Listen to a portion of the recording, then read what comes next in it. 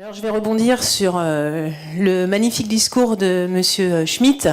Effectivement, j'y contribue depuis 8 ans en tant que pharmacien, justement pour décomplexer les pharmaciens qui sont des chefs d'entreprise. Et justement, ce carcan éducatif, nous l'avons, et malheureusement encore à travers nos études, sans doute peut-être trop longues. On a les études les plus longues dans le monde, 6 années, c'est particulièrement long. Et je côtoie les jeunes pharmaciens depuis nombre d'années. Et on ne peut pas parler à un jeune pharmacien sur les bancs de la faculté de client. On ne peut pas parler de consommateur. On est obligé de parler de patient. C'est pratiquement une révolution lorsque j'aborde cet aspect-là, parce qu'un professionnel de santé ne peut pas être un chef d'entreprise.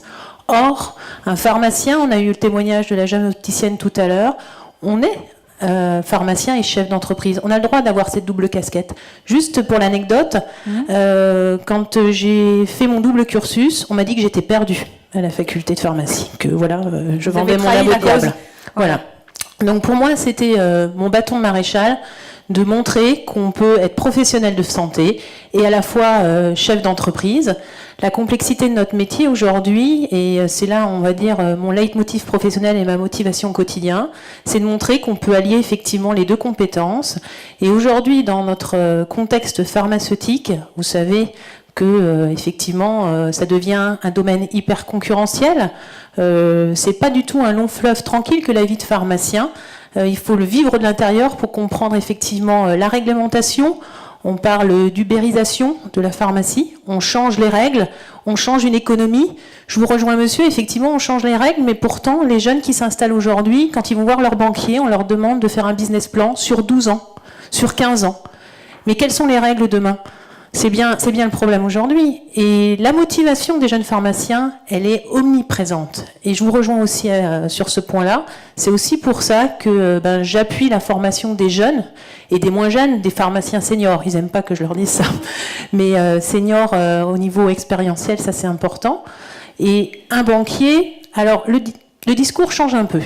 On avoue que quand on présente effectivement un dossier, il commence à effectivement être interpellé par le parcours en marketing, en management, en tant que gestionnaire. Mais quoi qu'il en soit, c'est le business plan et effectivement rien d'autre. Et cette motivation, ces jeunes qui ont envie d'entreprendre, par contre, moi j'en vois au quotidien.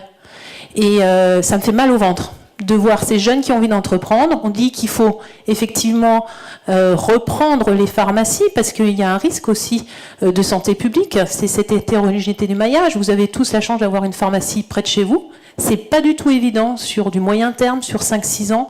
Vous le voyez, il y a des concentrations de pharmacies. Ça veut effectivement dire un service de santé qui va être quelque peu altéré. Alors c'est peut-être un besoin économique aussi, mais en tout cas ces jeunes qui veulent s'installer, moi je souhaite les aider.